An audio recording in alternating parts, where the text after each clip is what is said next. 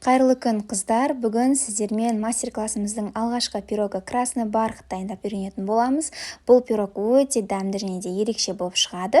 Міндетті түрде видеоны соңына дейін көріңіз, және де түсініксіз жеріңіз болса, сұрай отырсаңыз болады. Осы пирогты дайындауға сізге кеңес беремін. Ол үшін қажетті заттардың барлығы төменде описаниеде толығымен мөлшерімен көрсетілген, және де видеода да айтылады. Ұн қажет, сары май қажет, қант, салқын су, какао және де разрыхлитель, яғни қопсытқыш, және де осындай краситель қажет, қызыл краситель, яғни қызыл бояғыш. Мен осындай құрғақ красительді қолдандым. Мінекей, бұл Индияда өндірілетін, осындай кондитерлік дүкендерде сататын томатный красный деген осындай ыдыста тұратын краситель қолдандым. Ол болмаса, сіз кәдімгі сұйық, яғни жидкий красительді қолдана берсеңіз де болады. Енді дайындауына кірісеміз. Ол үшін ұнға қопсытқышты, яғни разрыхлительді қосып, екеуін араластырып аламыз. Содан кейін салқын сары майды үккіштен өткізе отырып ұнға қосуымыз қажет. Алдын ала сары майды морозильниктен, яғни мұздатқыштан алсаңыз болады. Мұздатқышта тұрса, онымен жұмыс жасау ыңғайлы. Міне дәл осы видеода көрсетілгендей, үлкен үккіштің жағымен барлық сары майды өткізе отырып дайындап аламыз.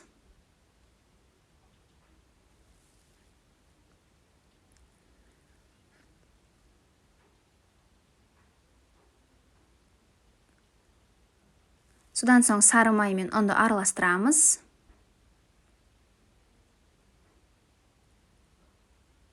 Кейін оған қант, какао және де бояғыш, яғни қызыл красительді қосуымыз қажет.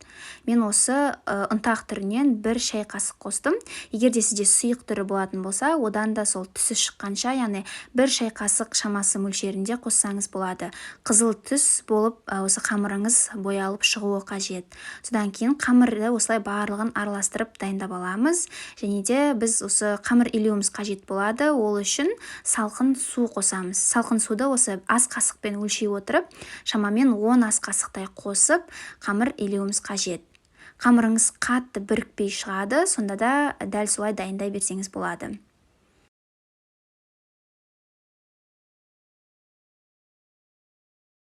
Неге осылай суды қосамыз, содан кейін қолмен қамыр илеуіміз қажет. Негізінде қолыңызға осы қолғап киіп алсаңыз ыңғайлы болады, яғни перчаткамен жұмыс жасау. Себебі мына қамырдың бояуы өте қатты шығады. Сол себепті қолғаппен жұмыс жасаған негізі ыңғайлырақ.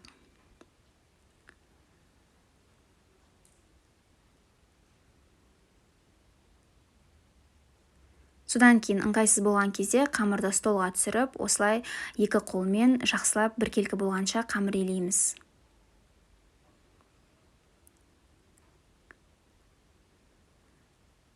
Қамырымыз осындай болып шығады, шамамен қараңыз. Ол қатты қолға жабыспайды және де қатты біркелкі емес, не дәл осындай бізде консистенцияда болуы қажет. Қамыр дайын, оны қоя тұрамыз, оған дейін оның начинкасын дайындаймыз. Ол үшін бізге творожный сыр қажет болады. Мен осындай Чудское озерінікін қолдандым, және де жұмыртқа қажет, және қант қажет. Творожный сырды кез келген кондитерлік дүкеннен ала аласыз. Оны енді дайындауға кірісеміз. Таза ыдысқа алдымен творожный сырды орналастырамыз. Одан кейін оған жұмыртқаны саламыз, және де қантты салып, үшеуін жақсылап тұрып миксерлейміз.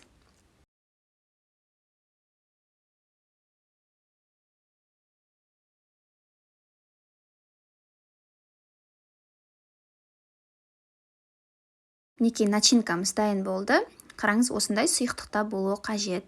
Енді форманы дайындаймыз, яғни алдымен пергаментті қағазды алып, оның үстіне квадратты форманы дайындап, оны өзімізге қажет мөлшерде өлшеп аламыз. Егер де сізде дөңгелек форма болса, сол дөңгелек форманың мөлшерімен жасай берсеңіз болады. Мен квадратты формада 32-де 26 мөлшерде дайындадым. Содан кейін дайын тұрған қамырымыздың кішкене бөлшегін алып қаламыз да, оның көптеу бөлігін осылай астына жайып шығамыз. Не видеода көріп тұрғаныңыздай, қамырымыз қатты бірікпеген, осылай қолмен жайсаңыз ыңғайлы.